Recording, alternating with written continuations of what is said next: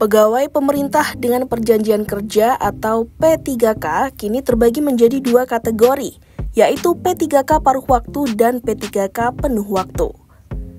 Keduanya sama-sama berstatus aparatur sipil negara tetapi berbeda dari sisi masa kerja, hak, serta beban tugas. Lantas, berapa lama masa kontrak P3K paruh waktu dan apa saja syarat agar bisa naik status menjadi P3K penuh waktu?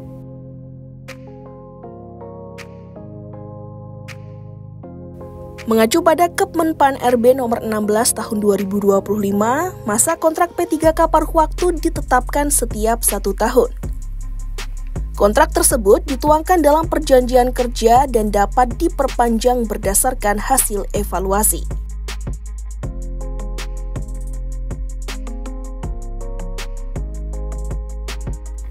Dengan demikian, kontrak tahunan menjadi pintu awal yang harus dijalani sebelum berkesempatan diangkat ke status penuh waktu.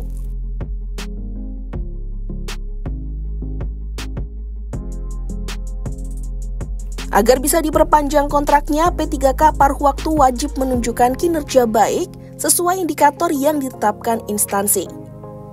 Evaluasi tahunan ini menjadi dasar untuk menentukan apakah kontrak tetap berjalan atau tidak.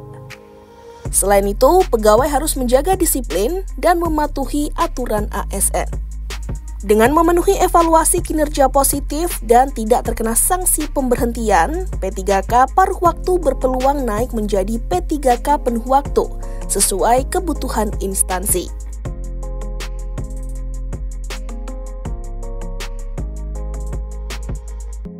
P3K penuh waktu memiliki masa kontrak yang lebih panjang, umumnya 5 tahun dengan jam kerja 8 jam per hari. Hak yang diberikan juga lebih lengkap, mencakup gaji, tunjangan, cuti, hingga perlindungan dan pengembangan kompetensi. Besaran gaji P3K penuh waktu diatur dalam Perpres nomor 11 tahun 2024. Berdasarkan aturan itu, gaji pokok P3K penuh waktu ditetapkan mulai dari Rp2,51 juta hingga Rp5,26 juta tergantung golongan. Sementara itu, P3K paruh waktu memiliki jam kerja lebih fleksibel, menyesuaikan anggaran instansi, bahkan bisa hanya 4 jam sehari.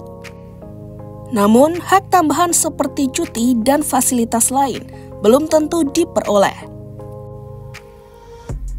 Dari sisi penghasilan, ketentuan diatur dalam Kepmen Pan-RB nomor 16 tahun 2025. P3K paruh waktu dipastikan menerima upah paling sedikit setara dengan penghasilan saat masih berstatus pegawai non-ASN atau sesuai upah minimum provinsi. Dengan skema ini, gaji P3K paruh waktu sedikitnya berada di angka Rp2,67 juta dan paling banyak Rp5,61 juta tergantung wilayah penempatan.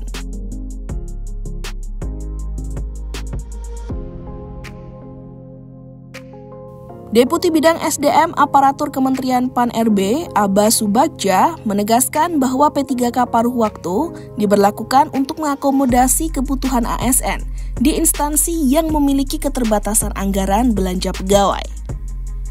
Pengangkatan ini juga diprioritaskan bagi pelamar yang sudah mengikuti seleksi ASN tahun anggaran 2024, tetapi belum lulus atau tidak mendapat formasi. Dengan skema ini, honorer tetap bisa mendapat status ASN, meski dengan kontrak lebih singkat.